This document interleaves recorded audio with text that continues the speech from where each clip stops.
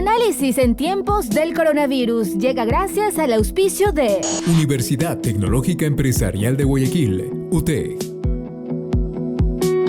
Hola, hola, ¿cómo están? Bienvenidos al programa. Mi nombre es Ricardo Mortola Viteri y esto es Análisis en tiempos del coronavirus. Gracias a todos por estar del otro lado, como siempre, en el dial 106.5 FM y en todas nuestras plataformas web, todas nuestras redes sociales, Facebook, Instagram, Twitter, YouTube, Spotify, donde se suben todas nuestras entrevistas, donde las pueden ver en cualquier momento en nuestro canal de Mariela TV. Es un placer recibirlos. Hoy es miércoles 9 de septiembre y son las 6:05 de la tarde. Como ustedes saben, este programa pues habla de política, economía, pues todos los temas preponderantes del país. ¿Y qué tema no va a ser más preponderante que la ratificación de la sentencia del expresidente Rafael Correa?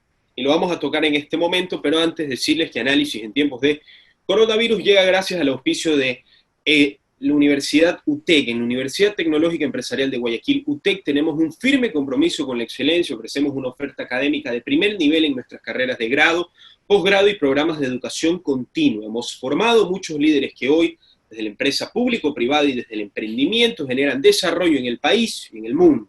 Visítanos en www.utec.edu.es. UTEC, poder lograrlo. Estamos el día de hoy con el doctor Alejandro Vanegas, que es magíster en Derecho Constitucional, docente universitario, abogado. Muchas gracias por estar con nosotros. Bienvenido a nuestra casa. Muchas gracias, Ricardo, y un gusto saludar a todos los radioyentes y a aquellos que nos acompañan por las distintas redes sociales. Qué gusto compartir este espacio tan interesante e importante. El gusto es nuestro, abogado, y qué bueno que ya nos pusimos en tema antes de la entrevista, antes de salir al aire. Bueno, lo principal, sentencia para Rafael Correa, se ratifica. ¿Cuáles fueron sus sensaciones apenas se confirmó la ratificación, abogado? Mire, voy a hacer doble análisis, uno personal y uno doctrinal. En el personal, la semana pasada tuve una audiencia de recurso de casación en la Corte Nacional de Justicia que se presentó en contra de una sentencia de un cliente mío. Este recurso de casación se presentó en febrero del año pasado y recién la semana pasada tuvimos la audiencia en la cual se determinó la decisión y la sentencia pues probablemente llegue dentro de un mes aproximadamente. ¿Qué quiero decir con esto? Que esa experiencia es la que tenemos todos los abogados constante y cotidianamente, por la concentración de casos que tiene la Corte Nacional de Justicia, que evidentemente complica la celeridad. Sin embargo, en el caso Bochornos, hubo 16 recursos de casación que fueron presentados y que en menos de 20 días fueron resueltos por la Corte Nacional de Justicia. Si usted ve las estadísticas a nivel general de la Corte Nacional de Justicia, este sería el caso más rápido de resolver un recurso de casación. Entonces, evidentemente, ¿cuál ha sido la pretensión o cuál ha sido la intención? Y eso lo conoce todo el país, más allá de antipatías o simpatías, que era la de proscribir a un actor político.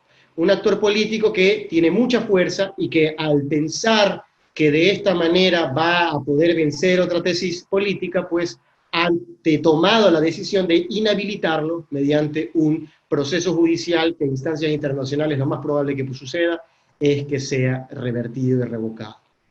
Abogado, me quedo con dos cosas que usted dijo. Primero, el caso Bochornos, que ya le voy a preguntar por qué usted lo llama o lo califica como Bochornos, refiriéndose que es un bochorno. Y lo segundo es que usted dice que es uno de los casos que con más celeridad se ha llevado a cabo. Primero que nada, preguntarle, pues, dependiendo a la celeridad, ¿usted creería que por ser anormal la velocidad a la que se lleva a cabo, o sea, extremadamente rápida, están entrando en una posición de persecución política? Mire, cada recurso de casación aproximadamente tiene entre 50 y 100 páginas. Usted considere 16 recursos de casación con un aproximado de esas páginas, pues los integrantes del Tribunal de la Corte Nacional de Justicia tuvieron que haber leído 1000 páginas aproximadamente, además de haber escuchado las audiencias, las intervenciones de todos los afectados, y luego de esto tomar una decisión que no se le notificó a las partes, sino que primero se le notifica a la Procuraduría General del Estado, o que aparece un medio nacional donde ya tenían la decisión adelantada. Esa situación claramente vuelve anormal un proceso judicial. se ve una afectación a la independencia de funciones del Estado y sobre todo a la independencia judicial. Yo le reitero, más allá de simpatías o antipatías, cuando analizamos objetivamente lo que ha sucedido en este caso, vemos irregularidades, vemos situaciones extraordinarias y vemos que por el principio de celeridad no es que se está llevando a cabo un proceso judicial de mejor forma, sino que se ha sacrificado el debido proceso y la justicia en una situación tan crítica y tan especial como lo es este caso. Hablando de la celeridad y dejándola de un lado, hablando de la sentencia en sí, por las pruebas que se pusieron en la mesa, por cómo inició el juicio, que se inició de una publicación en un portal llamado Mil Hojas, escrito por Fernando Villavicencio y otra persona que lamentablemente no recuerdo en este momento, pasa a las manos de la fiscal general Diana Salazar y se lleva a cabo, me parece que el 2019 se hizo la publicación y hoy 2020, septiembre de 2020, ya tenemos la ratificación de la sentencia. Entonces, no hablemos de celeridad, pero hablemos del juicio o de la ratificación. ¿Es correcta la ratificación? ¿Es correcta que se le den 8 años al expresidente Rafael Correa? Mire, más allá del recurso de casación, que es el clímax de una persecución o una ruptura democrática, el proceso ha tenido varias irregularidades y eso no se puede negar. Cuando usted analiza las pruebas en contra del expresidente Rafael Correa, tenemos un cuaderno que fue escrito en 30 minutos donde hay cientos de números con punto y coma. Entonces, usted dice, o esta persona es una genia, es matemática y sabe cada detalle, cada número, o hay una irregularidad en esa prueba del cuaderno. Cuando usted analiza que en una computadora, después de varios años, aparece una información que además se probó mediante un análisis internacional que había sido fraudulenta y que se había sido instaurada dicha prueba en esa laptop, y esa prueba no la dejaron practicar en los tribunales de instancia, de apelación y de casación, aunque es la misma Corte Nacional de Justicia, usted pues ve que hay otra prueba totalmente irregular. Cuando usted habla de un préstamo de $6.000 que está mencionado en cada sentencia y que es un préstamo de un fondo en conjunto con las personas que participaban en el Ejecutivo, y que no solo eso, se determina que el expresidente Correa pagó porque están los recibidos de $6.000, usted evidencia que no hay ningún tipo de prueba. Tanto así que tuvieron que señalar una calidad de instigador por influjo psíquico. Lamentablemente eso en materia penal en la actualidad es totalmente equivocado. Ya no se utiliza hace más de 100 años esa situación o esa tesis jurídica. Y entonces vemos esas irregularidades que son innegables. Está bien, hay personas que no creen en una tesis política, que no creen en una ideología política, pero la forma de curar la democracia o de curar un pensamiento contrario es en democracia, no proscribiendo mediante un proceso político que, yo les reitero, en cortes internacionales en unos años veremos cómo va a ser revertido y que todos los ecuatorianos vamos a tener que pagar las consecuencias de unos cuantos. Abogado, me gusta porque tenemos diferentes perspectivas y eso es lo que nos resalta aquí en Radio Fuego, que tenemos diferentes perspectivas de cada lado. Hay personas o abogados o analistas políticos que incluso creen, yo no creo en nada, yo soy completamente imparcial, que esto es simplemente la punta del iceberg. El caso Sobornos, incluso me parece que Fernando Villavicencio lo dijo hoy día, es la punta del iceberg apenas. Y incluso se puede llevar a pensar este análisis que usted está haciendo a tanta profundidad, que incluso nos menciona los puntos y comas, a la gente que no es correísta o que es anticorreísta o que se podría decir que es de derecha, ¿le parece que es inerte analizar este tema, ya que Correa o Rafael Correa para ellos merece pagar por muchas más cosas? Se habla de sobreprecios de hospitales, se habla de tal cosa, tal otra, etcétera, etcétera. Entonces, quitando el tema del juicio en específico, se vienen supuestamente, está INA Papers, está el tema de China. Rafael Correa se podría decir que está en una situación donde al no estar en el poder se le están achacando más o demasiadas cosas a comparación de lo que se le debería, desde su opinión.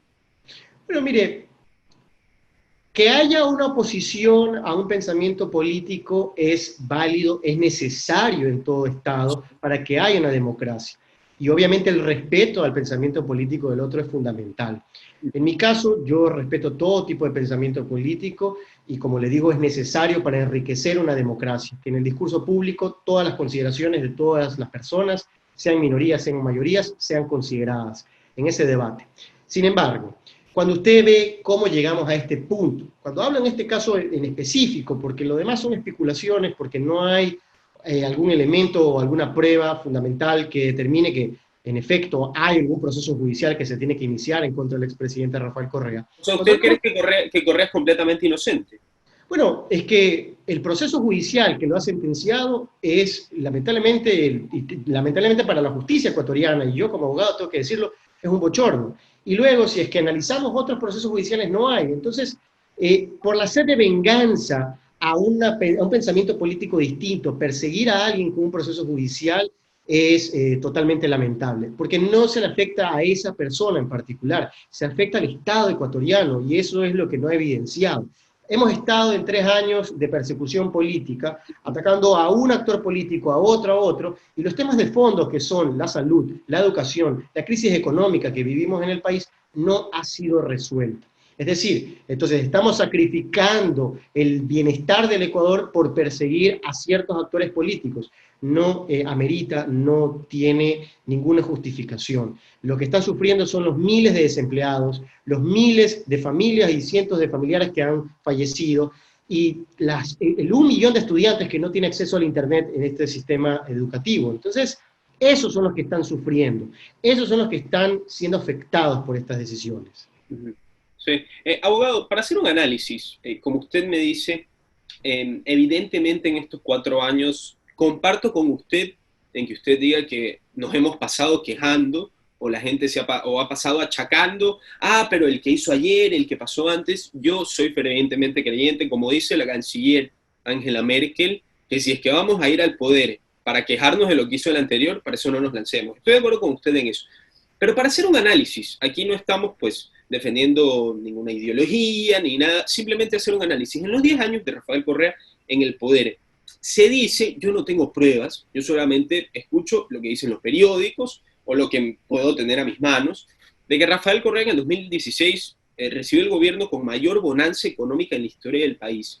Cuando se va Rafael Correa, estamos en una situación no mejor de la que lo dejamos, o se podría decir que durante el camino muchas personas que fueron correístas, se me viene a la cabeza el abogado o el doctor Darquea, que estuvo con Rafael Correa en sus primeros años, se han ido desmontando y han acusado a Rafael de corromperse, de que su gobierno al final se corrompió. Entonces le pregunto a usted, no como abogado, sino como analista, ¿cree usted que desde que agarró el gobierno Correa en 2006 hasta de donde lo dejó, en todas las situaciones, económica, social, carteras ministeriales, asambleístas, cree que mejoró la situación del país en ese ámbito cuando se fue Rafael Correa?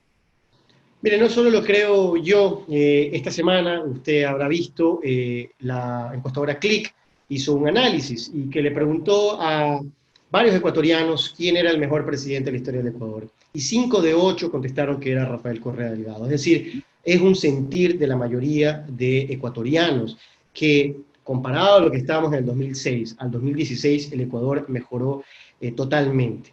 Esto no es que se cometieron errores, evidentemente hubo varios errores que se fueron cometidos, pero señalar que eso es una justificación para la persecución que vive el Ecuador en la actualidad y que los órganos de control hayan sido utilizados de manera tan equivocada, tan arbitraria, abusiva, no va a ser nunca una justificación. Yo le reitero, si es que hay una ideología política contraria que una persona determinada no comparte, eso se cura en democracia. Y en democracia es donde hay que actuar. La democracia no es solo votar, la democracia es opinar en espacios públicos, políticos, medios, poder colaborar a ese discurso público para poder convencer a una u otra persona de su pensamiento político. Pero eso no ha ocurrido para estas siguientes elecciones del 2021. Lo que ha ocurrido es una proscripción de un movimiento político, de actores políticos y sobre todo de una persona que, según la encuestadora Click de esta semana, tiene una aprobación del más del 30% de los ecuatorianos. Entonces, no es un sentir personal, es un sentir de la gran mayoría de ecuatorianos. Sí, ¿y bajo qué premisas, abogado, usted se basaría en decir que Rafael Correa es el mejor o fue el mejor presidente que tuvo la historia en este país? Yo no quiero señalar porque se sobraría muy subjetivo si es que manifiesto que es el mejor presidente de la historia del país, pero lo que sí quisiera destacar es los más de 20.000 millones de dólares que se invirtieron en educación, los más de 15.000 millones de dólares que se invirtieron en hospitales, cómo cambió el sistema de administración pública para bien, cómo se hicieron obras y se brindaron servicios a lo largo del país. Entonces, eso es digno de destacar, eso es innegable. Más allá de si se señala o no que es la mayor bonanza económica del país, cuando tuvimos el boom petrolero del 79, el país no cambió en absolutamente nada. Y entonces, yo creo que eso es innegable, como le utilicé esa palabra anteriormente. Es una situación que no podemos negar en la realidad de lo que vivía el Ecuador en el 2006 a lo que fue el Ecuador en el 2016. Luego, que no se comparte una tesis política es más que válido. Como les dije, es importante y enriquecedor para una democracia. Pero negar que el Ecuador tuvo un desarrollo, un progreso, un avance, yo creo que es muy complicado. Doctor, usted me dijo que tiene, me parece, un doctorado en ambientalismo, tiene un estudio en ambientalismo. Tengo un diplomado en Derecho Ambiental, un diplomado en Derechos Humanos y estoy cursando mi doctorado en Ciencias Jurídicas en la actualidad. Sí, y según el resumen que me mandaron de usted, también está comprometido con la igualdad del género. Este es un tema bastante polémico, por así decirlo, porque al menos desde la perspectiva, yo soy un ferviente seguidor de lo que serán las elecciones políticas estadounidenses el martes 3 de noviembre. Y muchos activistas, se me viene a la cabeza, por ejemplo, Agustín Laje, Ben Shapiro, que son activistas casi de extrema derecha, me animaría a decir, bastante conservadores, entran en esta disyuntiva en que las ideologías de ambientalismo o las ideologías que defienden la igualdad de género son ideologías izquierdistas, tanto así que Agustín Laje escribe un libro que se llama La Nueva Izquierda, me parece, el libro negro de la Nueva Izquierda, algo así. Y en este sentido, sí se podría denotar que la derecha, que podría pues describirla como lo que es el presidente Donald Trump, que es una persona de derechas, capitalista, libre mercado, conservador, cree en la iglesia, antiaborto, sí demuestra estar en contra del ambientalismo. El otro día se puso a hablar de que es un desastre los sorbetitos de papel que se deshacen en la boca, o comienza a decir que hay que explotar todos los recursos y entonces ¿para qué lo tenemos? Y en el caso de la igualdad de género, pues hay también muchísimo debate. ¿Usted se animaría a decir, haciendo la perspectiva de las personas de la derecha, que como usted dijo, es válido los diferentes pensamientos políticos, pero para los de derecha, el ambientalismo y la igualdad de género, a favor de ellos, es algo de la izquierda? ¿Es así, abogado? Mire, yo creo en la democracia deliberativa. Esto es la participación de argumentos y de todos los afectados, de todos los sectores, para tomar decisiones más adecuadas. No necesariamente de las mayorías, no necesariamente de las minorías, sino que hay que debatir temas tan polémicos como lo es el aborto y otros, para poder tomar decisiones en beneficio de la sociedad en general. En cuanto al derecho ambiental, de hace 30 años a la actualidad hemos tenido un progreso en la mayoría de derechos alrededor del mundo, pero asimismo hemos tenido afectación en dos derechos en particular. En los derechos del medio ambiente, donde vemos que la naturaleza ha sido afectada, no lo digo yo, lo dicen cientos de científicos con estudios, hechos ciertos, y asimismo se ha afectado el derecho a la intimidad, que también es otro derecho que se encuentra en riesgo a nivel mundial cuando hay corporaciones que a veces los estados no son suficientes para controlar. Eso lo dice el profesor Antonio Rovira en España, lo dice el doctor Zaffaroni en Argentina, lo dicen muchos tratadistas y juristas. Entonces, yo no quisiera denominar si es una lucha de izquierda o derecha, yo quisiera denominarlo como una lucha de derechos humanos. El derecho ambiental es una lucha de derechos humanos porque nos concierne a todos. Si seguimos por el camino de la afectación al medio ambiente, no solo en Ecuador, sino a nivel mundial, evidentemente nuestras siguientes generaciones se van a ver afectadas y van a culparnos por no haber tomado las decisiones adecuadas en los momentos adecuados. Como por ejemplo el Convenio de París que firmó el gobierno de Barack Obama y que el gobierno de Trump al año de haber entrado en el gobierno pues se esfumó, se salió del mismo. Entonces vemos cómo hay un rechazo a ese derecho humano. Cuando hablamos del tema del derecho a la igualdad de género, yo lo hablo desde una perspectiva, primero en el respeto al derecho de las mujeres, que es fundamental, en la inclusión de todos los grupos, sean grupos homosexuales, sean grupos de mujeres, es decir, la inclusión en la sociedad, no excluirlos en la toma de decisiones, no excluirlos en el respeto a su integridad personal, a su integridad física, a su integridad sentimental. Es decir, cada persona es valiosa, y si es que nosotros vemos como enemigo a otra, no estamos siendo pues mejores personas, evidentemente. Entonces, cuando hablamos de temas como el matrimonio igualitario, cuando hablamos de temas del aborto, en primer lugar hay que escuchar a todos. Y eso es importantísimo para un debate serio, para un debate transparente. Y luego de eso, analizar la perspectiva y los derechos de cada persona y que con esa decisión cómo se puede ver afectada. Cuando hablamos del tema del aborto, tenemos que ponernos en la situación de una niña, una menor de edad que ha sido violada, que ha sido agredida. Cuando hablamos del tema del aborto, tenemos que vernos en la situación de la mujer que puede verse afectada en su salud y en la vida inclusive. Cuando hablamos en la equidad de género, hablamos de cómo hace 100 años a las personas homosexuales se las castigaba inclusive con la prisión. Personajes históricos, Oscar Wilde, o en la película de Benedict Cumberbatch, como vemos que un científico fue sentenciado y fue castigado de esa forma, y cómo luego de 100 años ha tenido reivindicaciones. Es decir, hemos visto que se han tomado malas decisiones, se han afectado y excluido grupos sociales que tienen valor y que son importantes. Y eso no podemos hacerlo en la actualidad. Yo considero que los derechos humanos han avanzado tanto y el pensamiento ideológico ha avanzado tanto, que si usted ve las estadísticas y ve la generación X-Gen, creo que es la actual, no los millennials ni siquiera, sino la de luego del 2010, o 2000, perdón, usted ve que solo el 16% estaría en contra del matrimonio igualitario, a contraposición de generaciones anteriores.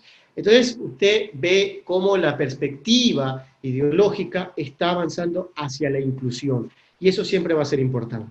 Sí, pero también es un tema, abogado, de que la gente, por así decirlo, me animaría a decir, bueno, no quiero decir de qué ideología, pero mucha gente es arrolladora con su pensamiento. Si tú no piensas igual que yo, no me hables, o sea, no quiero tener un debate contigo, no me interesa.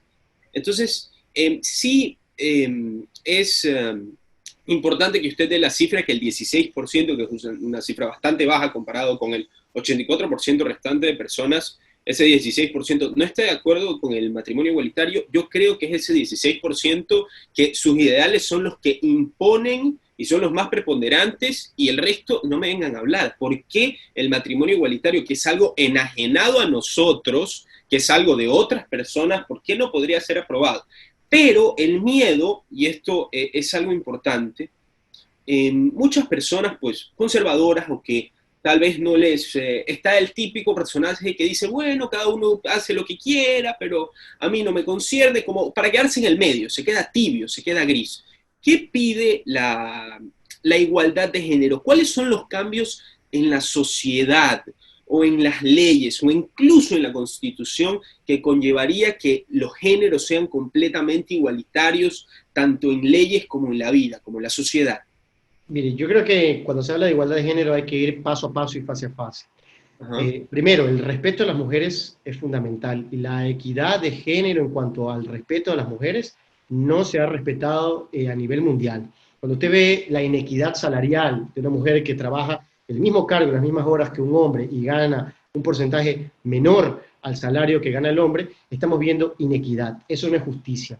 Cuando usted ve a una mujer que no tiene la capacidad de participar en la política, usted está viendo inequidad. Cuando usted ve la violencia de género y se le insulta a una mujer por A, B o C motivo, estamos viendo inequidad de género. Entonces, rechazar esa inequidad de género es fundamental para un país de progreso, de desarrollo, de inclusión.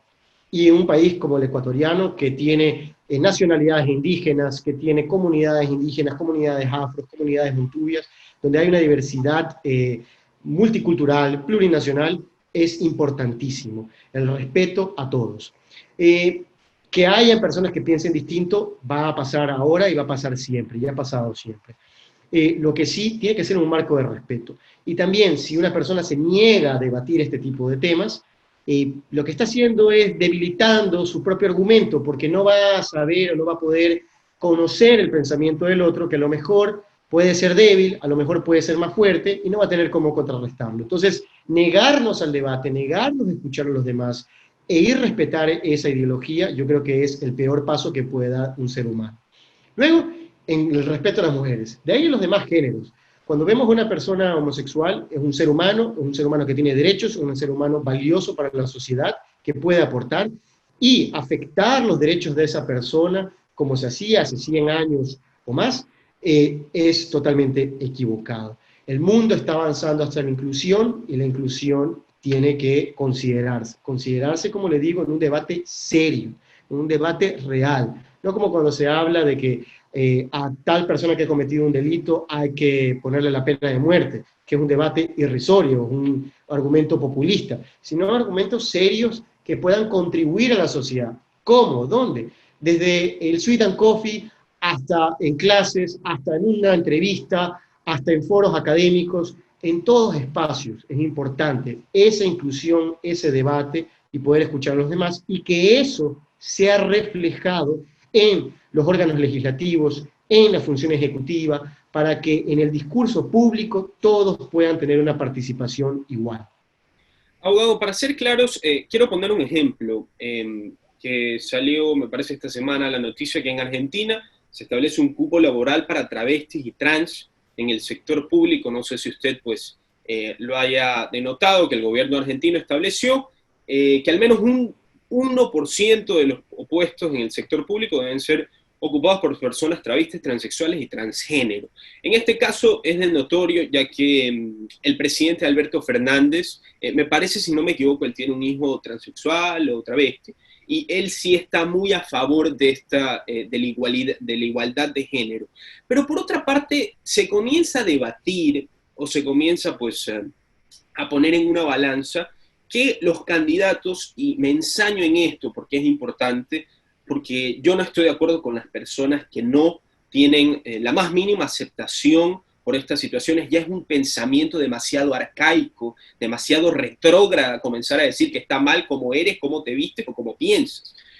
Pero sí se puede notar que un gobierno, en una generalidad, me pongo a pensar en un gobierno de Trump, o incluso, no nos vayamos tan lejos, se dice que el gobierno de Guillermo Lasso, que es uno de los candidatos para ser presidente en las próximas elecciones, no estaría muy de acuerdo, no compartiría en totalidad estas cosas. ¿Usted se podría llegar a la conclusión de que los gobiernos de derecha o de ideología de derecha conservadora, que mayoritariamente son de derecha conservadora, no pueden o no aceptarían estos cambios en cuestión de ideología de género, igualdad de género en el país? ¿Y por qué, abogado? Mire, yo recuerdo una anécdota de John F. Kennedy cuando fue a visitar al Papa. John F. Kennedy siendo católico, y pues había un debate de si le iba a besar el anillo en la mano al Papa como católico o le iba a dar la mano. Y él fue claro y le dio la mano y dijo, porque primero soy presidente de los Estados Unidos de América y después soy John F. Kennedy católico. Es decir, cuando un actor político llega a un puesto de poder, hacer oídos sordos a un llamado de una parte importante de la población o de una minoría que se siente rechazada sería la peor decisión que pudiese tomar. No digo que sea el caso del candidato Guillermo Lasso, digo en general. Es decir, cualquier actor, sea de izquierda o de derecha, que haga de oídos sordos a una postura distinta, cometería un grave error. Cuando se toman este tipo de decisiones como la que usted comentaba en Argentina, con el 1%, cuando usted toma decisiones como aquí un porcentaje de discapacitados que tiene que tener toda empresa, como cuando usted toma decisiones de que las mujeres participen en la política como fueron hace 100 años, y que también fue un llamado de atención, un escándalo para la ciudadanía, son acciones afirmativas necesarias para reconocer los derechos de las mujeres. Usted no podría desconocer aquello porque históricamente son personas que no han tenido una igualdad, que no han tenido un respeto, que no han tenido inclusión. Y entonces, si es que quisiéramos tomar decisiones que continúen esa exclusión, yo creo que la sociedad no va a avanzar en general. Es decir, las sociedades avanzan en general cuando son sociedades unidas, cuando piensan en el progreso y en el bienestar de los demás, y no en el bienestar de mi círculo cercano o de mi yo personal. Entonces, es muy importante el bien común, y el bien común es el bienestar de toda la sociedad, y eso es lo que yo considero sinceramente.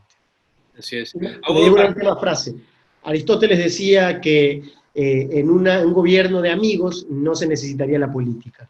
Entonces, cuando todos somos afines al respeto a los demás, aunque hayan incoherencias en nuestros pensamientos o puntos distantes, yo creo que va a ser muy importante el respeto. Así es. Abogado, ya para terminar la entrevista y por agradecerle por haber estado con nosotros, la pasamos muy bien. Quisiera hacerle una última pregunta, ya volviendo al tema principal. Ayer estábamos hablando aquí en este programa con el doctor Raúl Llerena, que es jurista, y estábamos hablando también del tema de la sentencia de Rafael Correa, y yo le puse en la mesa al doctor Llerena de que en la historia se ha demostrado que se puede, por así decirlo, regatear las leyes, jugar de cierta manera como para poder darle vuelta a una tortilla. ¿Y a qué me refiero específicamente? Hay muchas personas que ya dan a Rafael Correa como fuera de juego de la política ecuatoriana. Lo ven afuera, lo ven con 8 años de prisión, lo ven fuera del país, sin ningún poder de tener un cargo político. ¿Usted lo ve fuera? ¿Cree que existe alguna posibilidad de que Rafael Correa en un futuro, sea cercano o lejano, vuelva a ser parte de la política ecuatoriana? Mire, yo le comento las herramientas jurídicas que existen. Ajá. Uno es el recurso de revisión, que ante la aparición de pruebas nuevas o de elementos que han sido mal considerados, una de las salas de lo penal de la Corte Nacional de Justicia puede revisar la sentencia que ha sido emitida para ver si es que existe alguna injusticia. Luego tenemos la acción extraordinaria de protección que se tiene que ventilar ante la Corte Constitucional para analizar alguna violación de derechos constitucionales que se hubiese podido ocasionar. Y por último tenemos, y la más importante en mi opinión, la posibilidad de acudir a los organismos internacionales, esto es Comisión Interamericana de Derechos Humanos, y posteriormente, mediante un informe favorable, a la Corte Interamericana de Derechos Humanos. Es decir, herramientas jurídicas hay, y muchísimas, y negar nuevamente esas herramientas jurídicas sería por ignorancia o malicia, en mi opinión.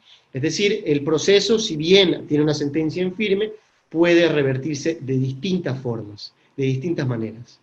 Y siendo sincero, abogado, ¿usted cree que estos recursos se podrían llevar a cabo estando en el poder del país un gobierno antipático a las ideologías y al personaje que es Rafael Correa?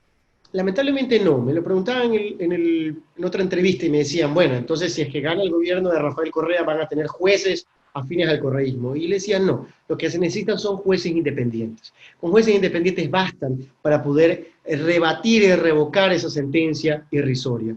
Y si es que viene otro gobierno que quisiera cooptar los órganos de control o no permitir una justicia independiente, pues evidentemente va a seguir esa decisión de persecución. Hay que comprender la génesis de esta Corte Nacional de Justicia. La Corte Nacional de Justicia actual nació de una evaluación del Consejo de la Judicatura, que nació de un Consejo de Participación Ciudadana Transitorio, que nació de una consulta inconstitucional. Entonces, cuando vemos la génesis, vemos cómo llegamos a este punto. Entonces, no es de sorprender la decisión que se ha tomado. Sin embargo, considero que en instancias internacionales donde hay una real independencia y donde hay jueces muy destacables y conocedores del derecho, va a preponderar la justicia. Y ahí yo creo que va a hacerse un fuerte llamado de atención a la justicia ecuatoriana.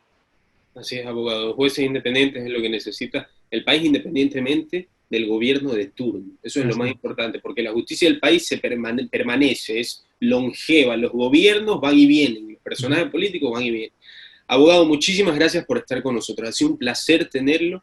Y como siempre, aquí en el Dial 106.5 FM. Muchas gracias, Ricardo. Un gusto poder haber compartido con usted este espacio y conocerlo. Asimismo, agradecerle la invitación a Radio Fuego y a todos los radioyentes que nos han escuchado. Un fuerte abrazo y que todos estén muy bien en sus casas. Igualmente, abogado. Cuídese. Chao, chao. Cuídese. Análisis en tiempos del coronavirus llegó gracias al auspicio de Universidad Tecnológica Empresarial de Guayaquil, UTEC.